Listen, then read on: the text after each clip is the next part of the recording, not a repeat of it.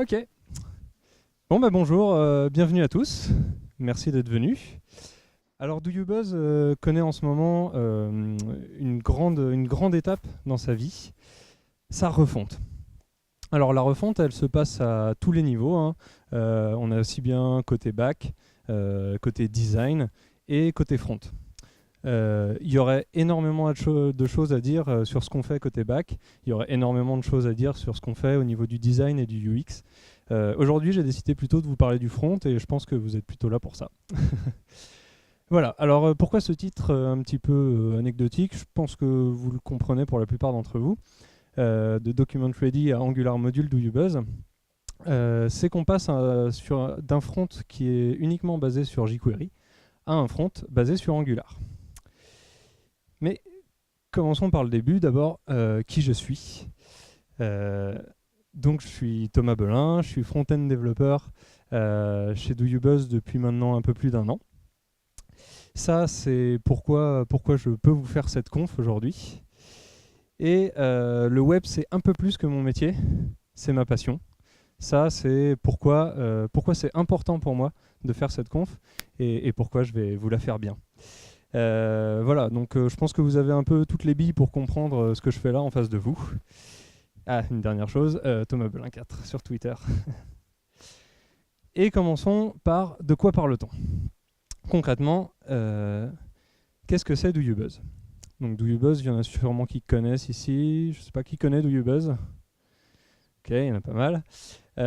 Nous, on est une application de CV en ligne. On n'a pas du tout l'aspect réseau social comme pourrait l'être Viadeo ou LinkedIn. On n'est pas non plus un job board de dépôt d'annonces ou autre. On est vraiment centré sur l'utilisateur et son CV. Qu'est-ce que ça a comme influence ça, sur ce qu'on fait? C'est qu'on essaye d'avoir une interface qui est vraiment très très user-friendly. On veut que les gens se fassent un beau CV, un CV qui est à eux, et c'est eux qui choisissent de le designer. Comme une démo va parler un peu plus que tous les mots que je pourrais vous dire, voilà l'interface de DoYouBuzz en V1, donc l'interface qui est en production actuellement. Comme vous voyez, ce qui a fait la force de DoYouBuzz, je pense, c'est que vous éditez tout votre CV sans jamais le quitter. Par exemple, je veux éditer cette expérience-là, j'ai juste à cliquer sur le petit crayon que vous voyez là, et j'ai le formulaire qui se charge à la place du widget. J'enregistre, pareil, je vois les résultats de mes modifications, et je n'ai jamais quitté mon CV. Je l'ai toujours sous les yeux, et je sais ce qu'un potentiel recruteur verra quand il va aller sur l'URL de mon CV.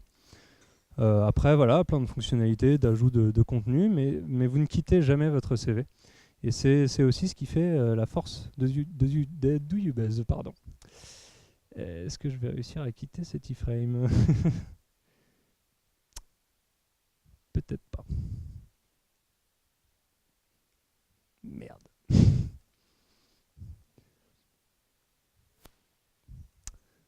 Putain.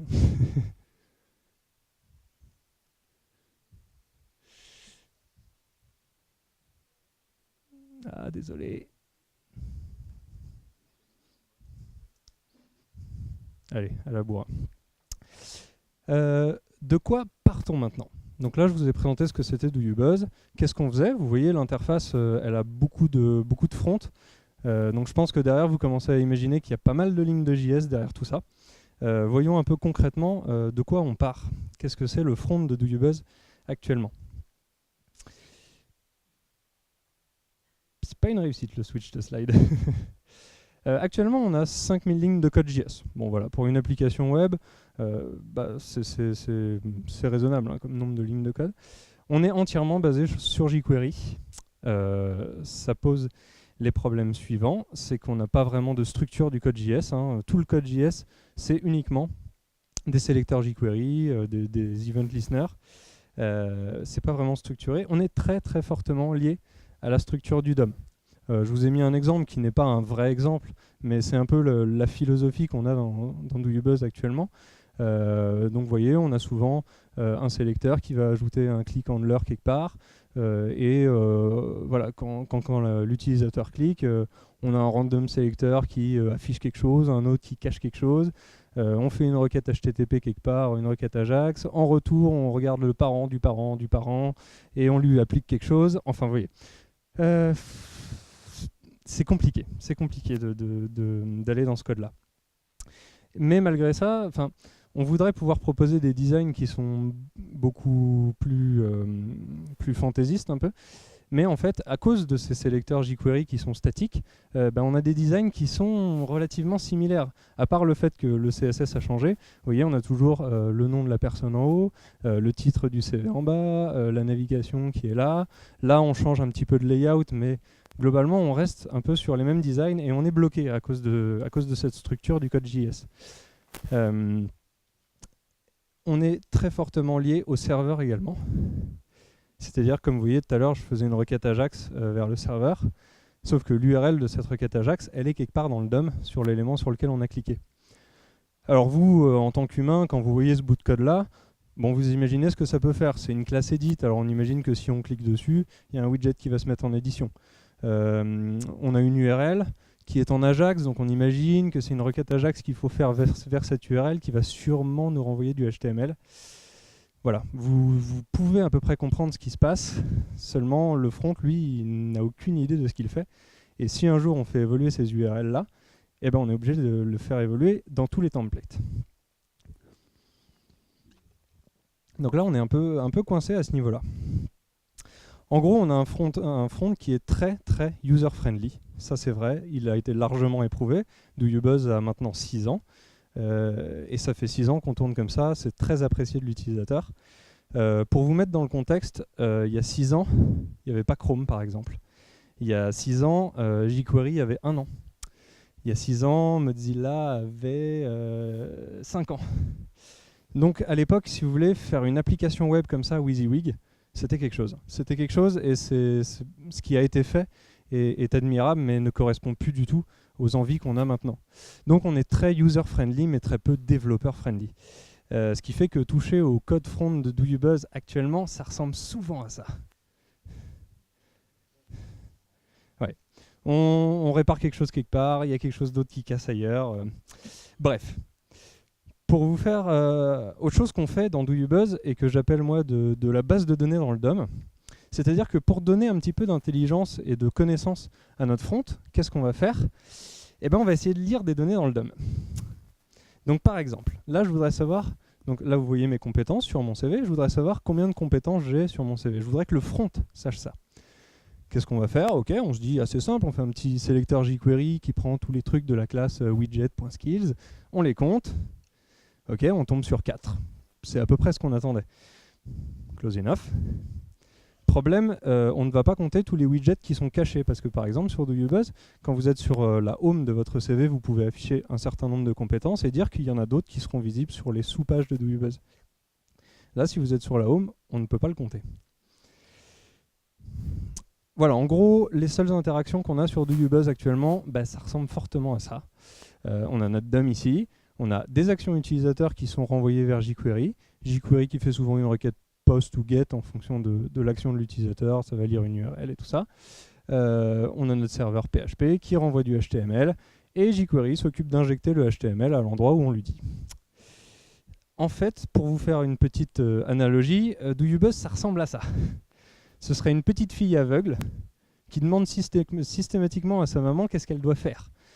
Par exemple, là, la maîtresse me demande de dessiner un CV et sa maman lui dit « Tiens, t'as qu'à coller ça ».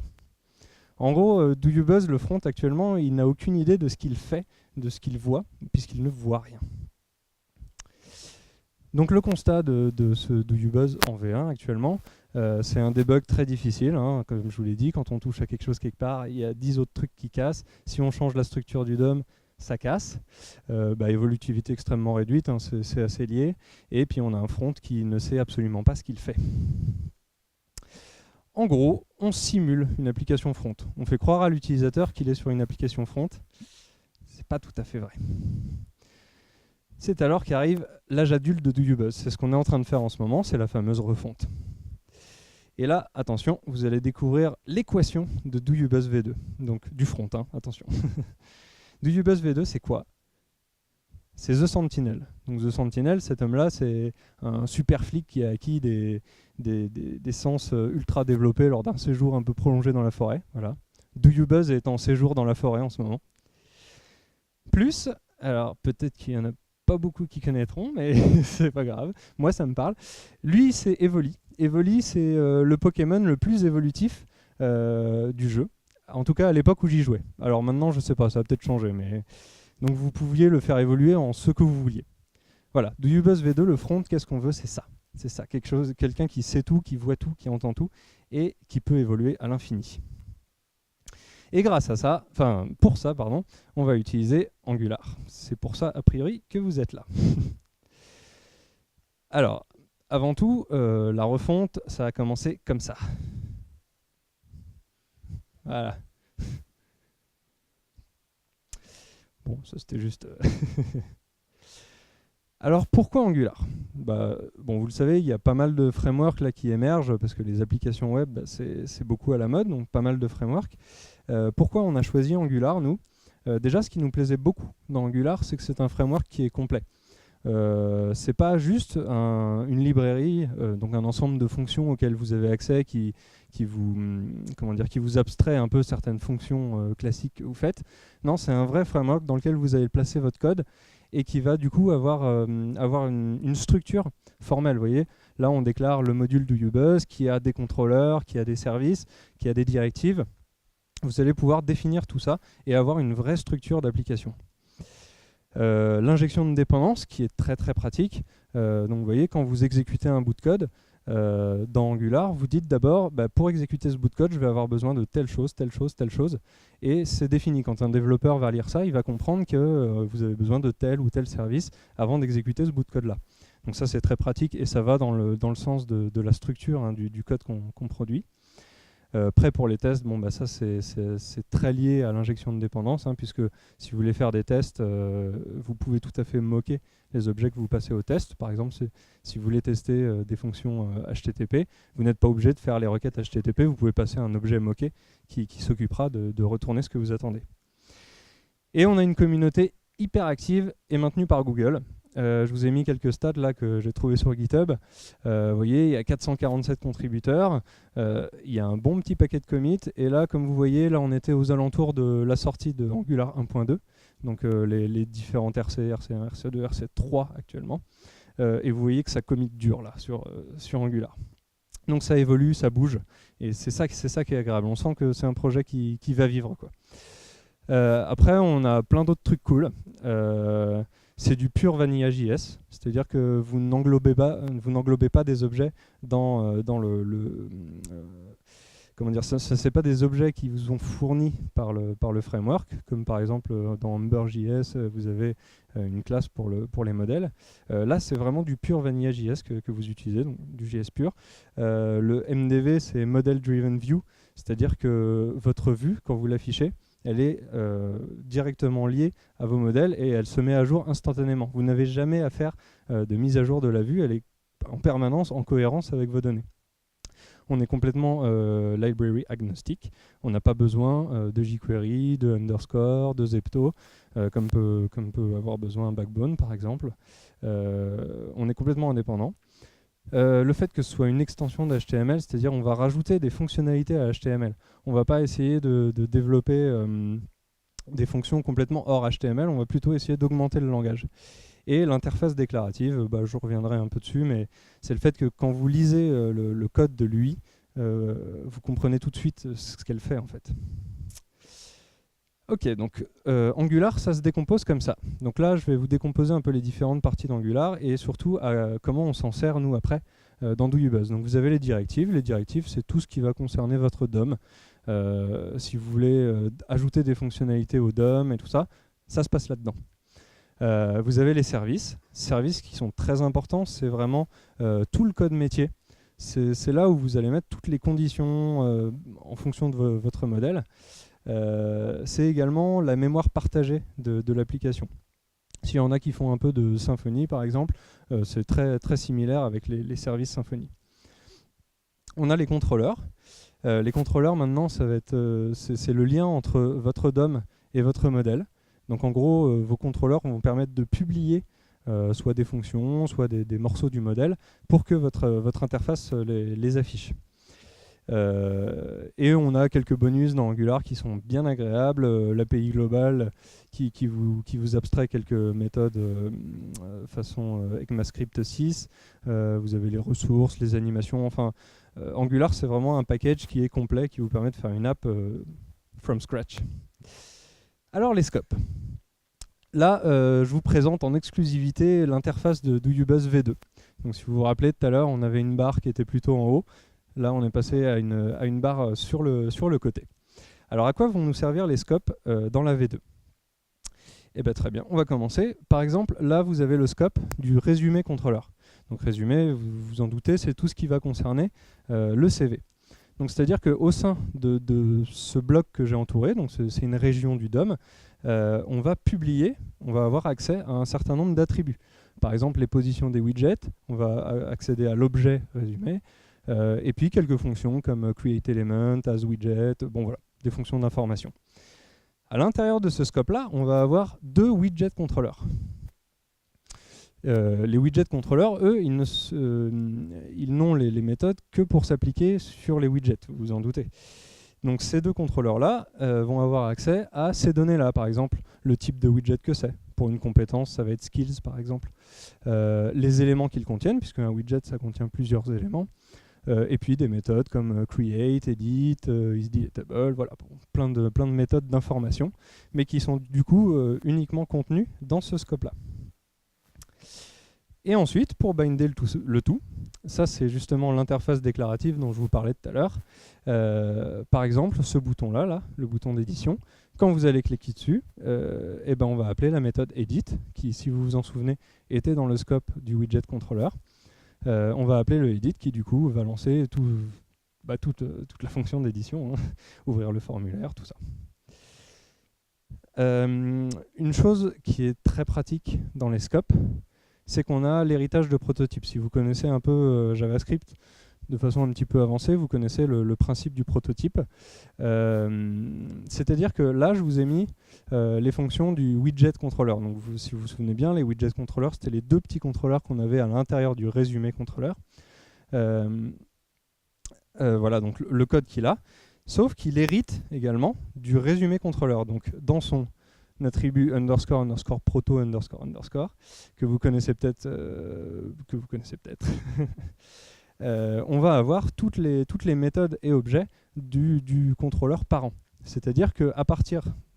Ok, on va prendre un exemple un peu plus concret. C'est-à-dire qu'à partir de ce scope-là, je vais pouvoir appeler des méthodes qui sont en fait définies dans ce scope-là.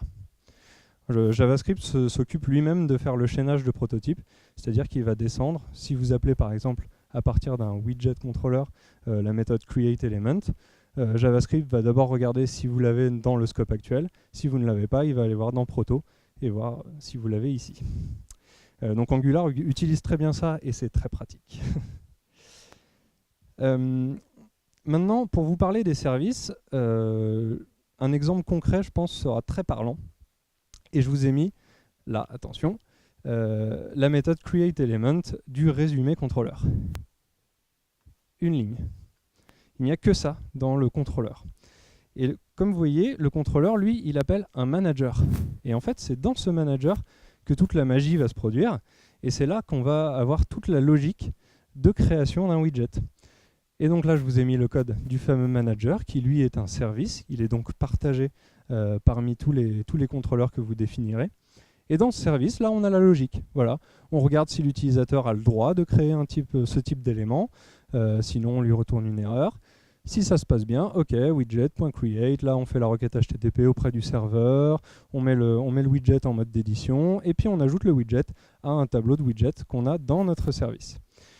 Et ça, voilà, vous pourrez définir autant de résumés contrôleurs que vous voudrez dans votre DOM. Si vous utilisez le widget manager, ce code-là sera partagé entre tous les contrôleurs. Alors que le code des contrôleurs n'est pas partagé entre les contrôleurs. Et voilà, le widget manager, donc là c'est un peu la grosse classe qu'on a le gros objet qu'on a dans DoYouBuzz, c'est lui qui a toutes les méthodes create, edit et tout ça. Donc voilà, c'est lui qui s'occupe de toute la logique business de l'édition d'un widget. Alors, là, j'ai une slide qui est un peu importante. Je vous propose qu'on la décompose ensemble. C'est pour vous montrer que les services, c'est vraiment la mémoire partagée de l'application. Là, je vous ai mis un data manager. Bon, ça n'existe pas dans DoYouBuzz, hein, c'est juste un exemple.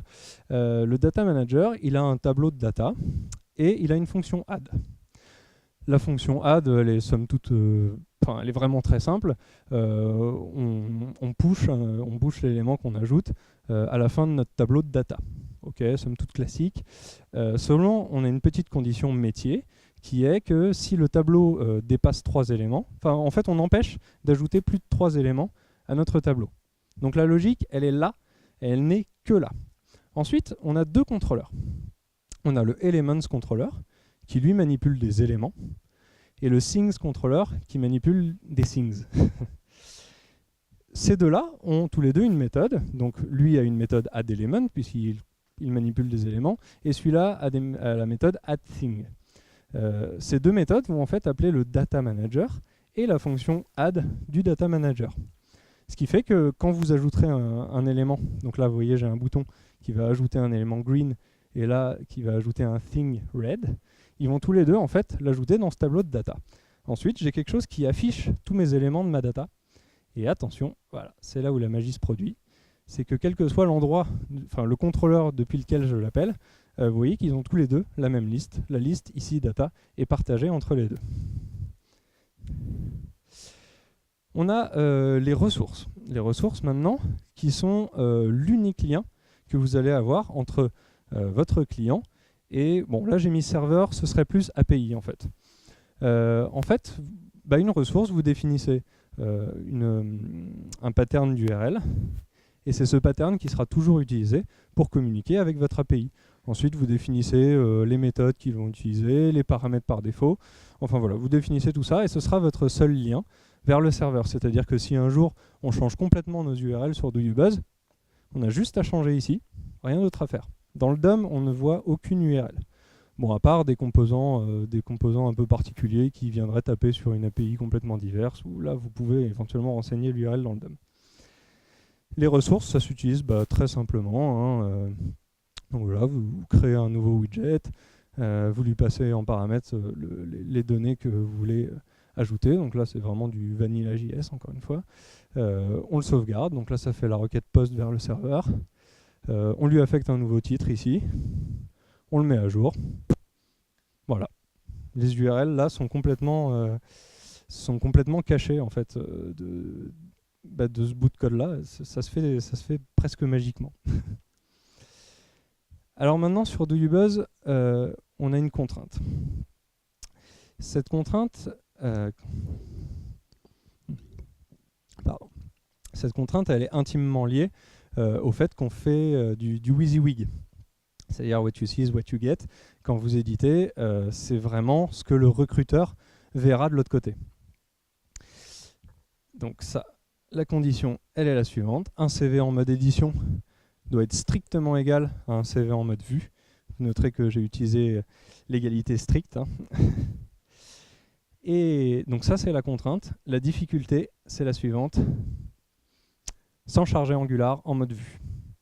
C'est-à-dire que quand vous éditez votre CV, une bonne partie du CV va être rendue grâce à Angular, sauf qu'il ne faut pas qu'on charge Angular en mode vue.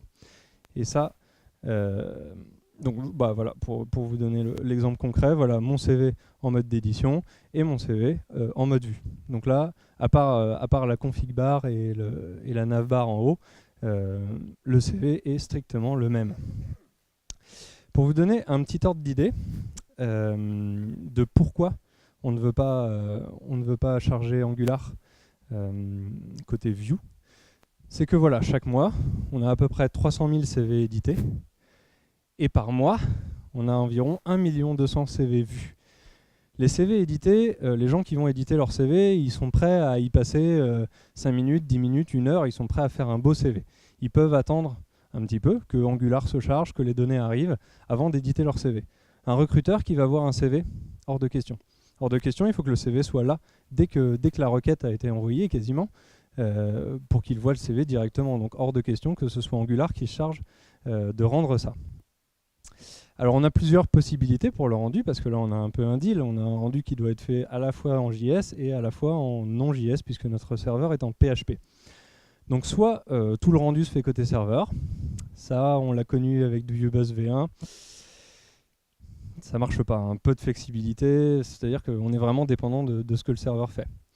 Tout le rendu se fait côté client, bon bah ça ce serait un peu le cas idéal, mais on ne veut pas de JS en mode vue, donc pas possible. Une duplication de la logique d'affichage entre le serveur et le client, c'est-à-dire bah, voilà, la logique, s'il y a cette image, alors on affiche ça, si elle n'y est pas, on affiche ça. Il faut le dupliquer à la fois en Angular et à la fois avec le moteur de rendu PHP. Maintenabilité 0, si un jour il y a une condition qui évolue, bah, il faut le mettre partout. Le client et le serveur utilisent le même moteur de rendu, donc ça aurait été une solution élégante, c'est malheureusement difficilement possible. Il y a une initiative Twig.js qui a essayé ça, c'est pas encore fiable. Et enfin, la dernière solution, bah, le serveur rend des morceaux cruciaux du CV, donc lui, il a la logique d'affichage de chaque widget, et le client ne s'occupe que de placer en fait ces morceaux de HTML rendus par le serveur. Et ça marche. Et je vais vous montrer comment on l'a fait. Donc, ah oui, avant de passer à la suite, il faut que je vous montre l'interface d'édition de Ubuzz V2. Le formulaire ne se charge plus dans le widget que vous êtes en train d'éditer. On a un formulaire qui s'affiche à côté. La raison de ça, c'est pour ne jamais déformer votre CV. C'est-à-dire qu'avant, quand vous chargiez ici un formulaire, bah, votre CV il change de gueule, il est déformé. Maintenant, il ne change plus. Il ne change plus puisqu'on a notre formulaire que vous pouvez déplacer, hein, qui est à côté. Du coup, la solution qu'on a choisie, donc ça, ce que je vais vous montrer là, ce serait la solution idéale, c'est ce qu'on aurait rêvé faire sur Do Ubuzz. Alors attention, ça va se passer vite, alors je vous le présente un peu. Là, on a notre formulaire, donc c'est le formulaire qui était en bas à droite tout à l'heure. Ici, on va avoir notre modèle qui va s'afficher au fur et à mesure.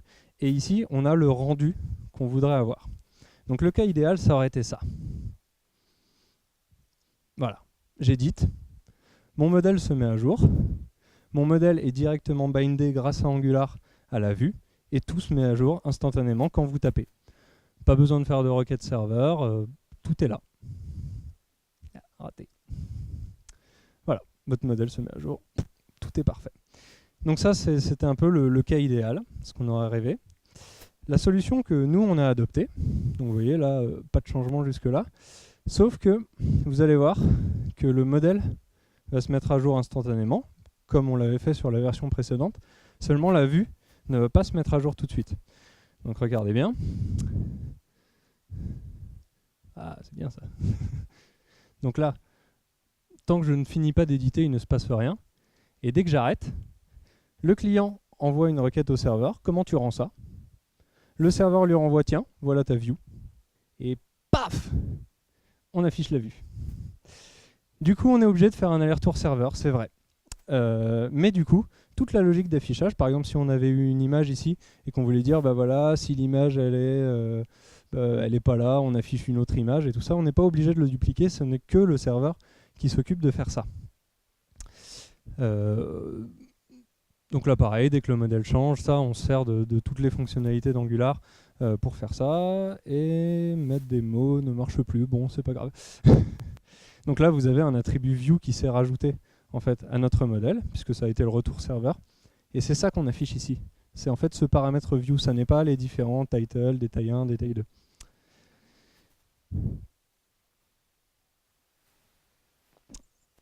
Pour résumer ce qui se passe un peu quand vous arrivez, soit c'est le titre qui est pas bon, ah voilà. Quand vous arrivez sur Do Ubuzz en mode édition, donc vous arrivez sur votre CV, vous voulez l'éditer, et ben voilà ce qui se passe. Le template du CV arrive. Donc là, pour l'instant, on n'a que de l'action. C'est le serveur qui s'est occupé de rajouter ça. Alors ça c'est pas vrai, hein, c'est pas le serveur qui s'en occupe de ça. Voilà, il y a ça qui arrive, le layout. Raté.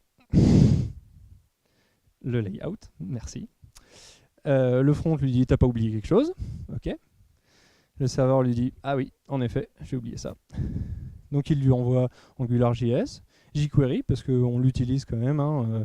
Vous êtes complètement libre avec Angular d'utiliser d'autres librairies. On utilise jQuery. On charge nos services, enfin toutes les données de notre application. Notre application, bien sûr. Donc ça, le client reçoit ça, parse tous les fichiers JS, parse votre DOM, Angular se lance. Et là, dans Angular, on a une condition qui dit, ah, est-ce que tu pourrais m'envoyer le CV? Pas de problème. Ah, raté. Le serveur envoie le CV, donc là c'est du JSON pur. Et vous avez dans votre CV les widgets qui vont contenir les vues dont on a parlé juste avant. Donc le front sort les vues du JSON, pardon, et va les placer dans votre CV pour que votre CV ressemble vraiment à votre CV. Maintenant, en mode vue, qu'est-ce qu'on a? En mode vue, voilà le CV. Et on n'a rien d'autre à faire.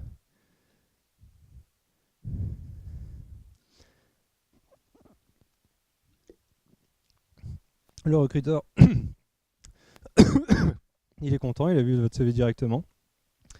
Et visiblement, ça lui a plu. Alors pour faire un petit bilan de notre front en V1 et de notre front en V2, le front en V1, voilà ce qu'il faisait. Il s'occupait des interactions utilisateurs, on-click, on-blur, je sais pas, on-press-enter. Il s'occupait de faire des requêtes Ajax, d'injecter du HTML et de faire des animations à droite à gauche. Bon, ça c'est un peu le schéma que je vous ai montré tout à l'heure. Maintenant, en V2, qu'est-ce qu'on fait? On s'occupe des actions utilisateurs. On ne s'occupe plus des interactions utilisateurs, on s'occupe des actions. Qu'est-ce que ça veut dire? Avant, on écoutait des on-click, voilà. Maintenant, ce qu'on regarde, c'est que ce que l'utilisateur fait. C'est si l'utilisateur veut créer un widget. Il ne clique plus, il crée un widget. S'il veut éditer un widget, pareil, il ne clique plus, il édite un widget. Et ça, l'animation, du coup, pas l'animation, pardon, l'application est complètement consciente de ce que l'utilisateur est en train de faire. On a toujours les animations. Cette fois, on traite le modèle, puisque l'application front connaît le modèle maintenant, elle sait réagir en fonction du modèle. Je prends par exemple un exemple concret. Sur DoYouBuzz, quand vous avez un compte gratuit, vous ne pouvez pas créer plus de 4 portfolios. Avant, sur DoYouBuzz, quand quelqu'un essayait de créer plus de 4 portfolios, il y avait systématiquement une requête serveur qui était faite et le serveur disait « Ah non, lui, il n'a pas le droit ». Le front, maintenant, c'est ça. Donc le front peut tout à fait réagir. Quand vous cliquez sur « Ajouter un nouveau portfolio » et que vous en avez déjà 4, le front n'enverra même pas de requête vers le serveur. Il va dire « T'as pas le droit, Coco ». On a toute la logique d'affichage, on a le placement des widgets, justement, ça c'est ce que je vous ai montré juste avant. On a de la navigation dans le CV, donc quand vous êtes en mode édition et que vous cliquez sur le menu de navigation du CV, tout ça c'est fait par l'application. Les messages d'information, par exemple des suggestions. Le gars édite son CV et on trouve qu'il a tous ses widgets par exemple sur une seule colonne. Le front peut tout à fait lui dire tu ferais mieux d'équilibrer un peu mieux ton CV, ce serait mieux. Et les messages de limitation, ça c'est ce dont je vous parlais par exemple avec les portfolios ou les designs premium ou toutes ces choses là. En bref, on a transformé, donc ça si vous vous souvenez c'était notre petite DoYouBuzz V1 avec ses lunettes d'aveugle. On a transformé ça. Donc ces interactions-là entre notre client et notre serveur, on les a transformées en ça. Bon, si vous vous posez la question, oui, ça c'est nos locaux. Et voilà notre équipe technique. Là, on a notre équipe back, l'équipe front, et puis l'équipe design. Et donc les interactions entre le back et le front, maintenant c'est ça. J'ai besoin du widget skill, d'identifiant 1, du CV 12, de l'utilisateur 13. Et est-ce que tu pourrais aussi m'ajouter le rendu HTML? Comme ça, je pourrais l'afficher. Le back répond, bien sûr mon petit. Ouais, il dit tout le temps ça. Voilà pour toi, donc il m'envoie le widget en question décoré avec la vue dont j'ai besoin. Et assez souvent, ça se transforme aussi en ça. Non, je déconne, je l'ai en cache. Donc voilà, le front sait maintenant ce qu'il manipule et il sait quand il n'y a pas besoin de faire une requête HTTP. Et puis derrière, bah, ouais.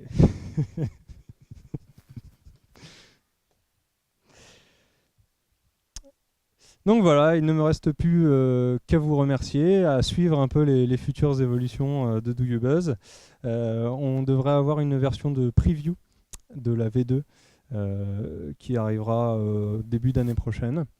Donc voilà, suivez ça de près et merci d'avoir été attentif.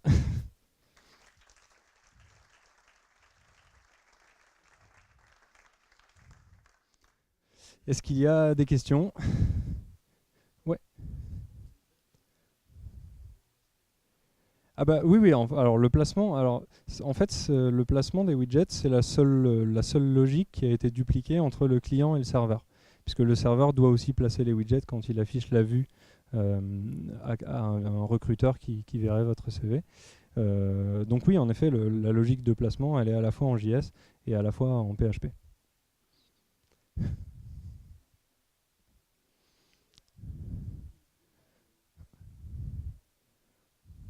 Ouais.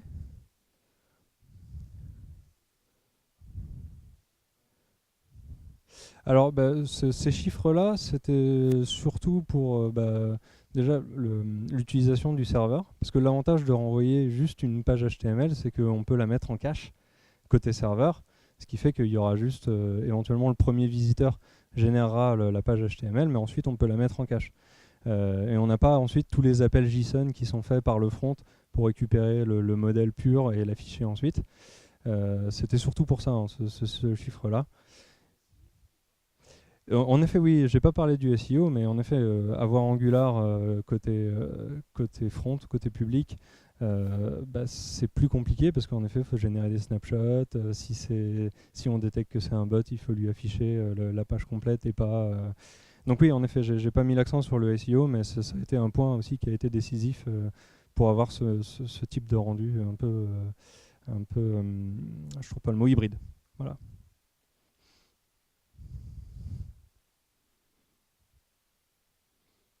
Ah, ouais. Pour passer juste de. Ouais, ouais. Bah, il y a eu les deux en même temps, mais on a commencé en mai dernier, là, la refonte. Donc, sachant qu'on a vraiment. On y a été à la masse, quoi. On a tout cassé. Parce que bah, l'application, c'est vrai voilà, elle a 6 ans. Donc, dans le contexte de l'époque, c'était incroyable de faire quelque chose comme ça, mais ça ne correspond plus du tout à ce qu'on veut faire maintenant. Donc, voilà, on a commencé en mai à tout casser. Et là, bah, on espère pouvoir la sortir au courant de l'année prochaine, en milieu d'année prochaine peut-être. Il y a la preview qui va arriver normalement bientôt, qui permettra de nous faire des remontées de bugs et tout ça. Donc à suivre. Ouais, il y avait une question ici.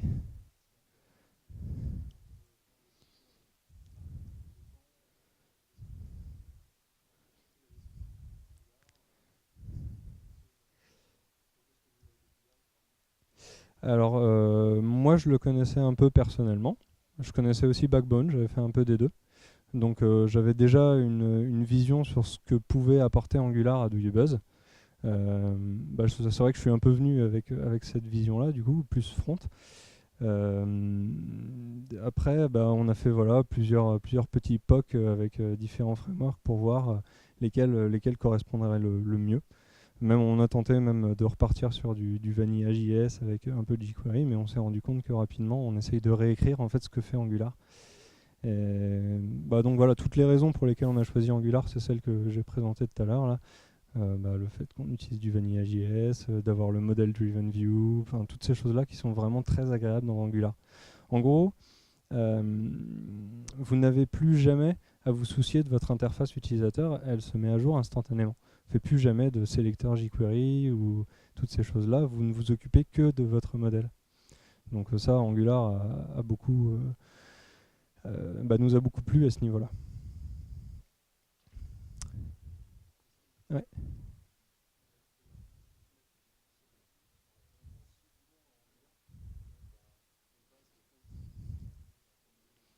Ah oui, combien on a?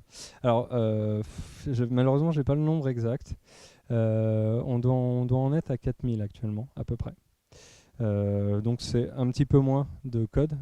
C'est qu'on avait 5000 à la base. Seulement, on fait beaucoup, beaucoup plus de choses en fait. Déjà à l'heure actuelle, sur bah, c'est pas la bêta parce qu'elle n'est pas accessible encore, mais sur notre version de développement, on fait beaucoup plus de choses que Do You Buzz V1, quoi. Oui,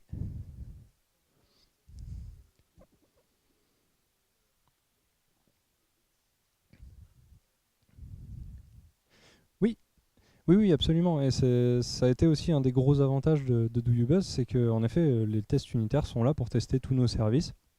Et on teste en effet régulièrement quand on rajoute des nouvelles features que bah, les tests passent bien. Donc oui, oui, on a un système de test unitaire. Karma, bah en fait c'est tout ce qui est préconisé sur le site d'Angular, donc c'est Karma là.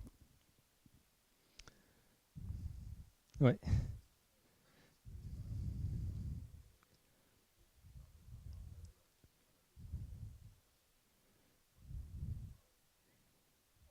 ouais.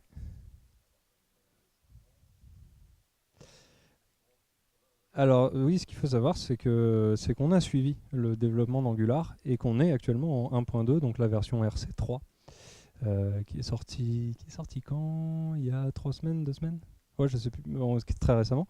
Mais on a suivi, oui, oui, le développement d'Angular et on se met à jour très régulièrement pour justement pas avoir à faire bah, juste à la fin. Ah merde, il y a la nouvelle version qui est sortie, il faut que tout qu'on réadapte. Et bah, d'ailleurs, si vous voulez un petit retour là-dessus, le passage, parce qu'avant on développait en 1.1.5, qui était la version, c'est pas les versions stables, hein, du coup on essaye de se mettre aux dernières versions. Pour passer de la 1.1.5 à la 1.1, à la 1.2, bah, ça s'est fait très bien au final.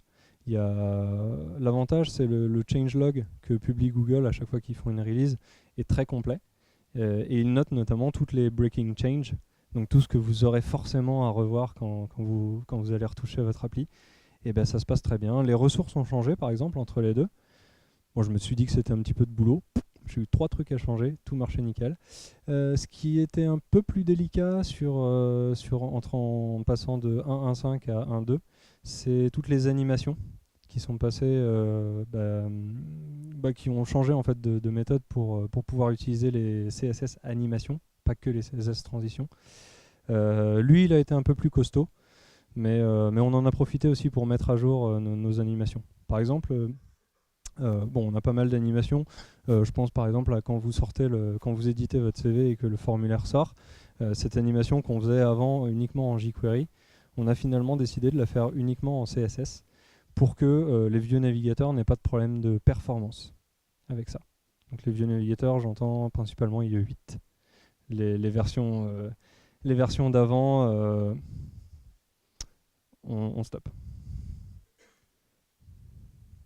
Ouais, j'imagine. Non, non, pas IE7. D'autant que bah, il y a un bug extrêmement bloquant entre Angular si vous avez jQuery dans IE7 et ça fait carrément cracher sur un. Alors de mémoire, c'est quand dans un ng repeat vous avez un ng include, votre IE7 crache tout bonnement. Donc non, on a décidé d'abandonner le support d'IE7. Voilà. Bah, vu nos statistiques en tout cas de visites, et bah, vous voyez on en a pas mal, hein, 1,2 million par mois, vu nos statistiques c'est rien en fait, y a pas. Oui non, en consultation il n'y a pas d'impact, en effet. En effet. Bon bah merci beaucoup.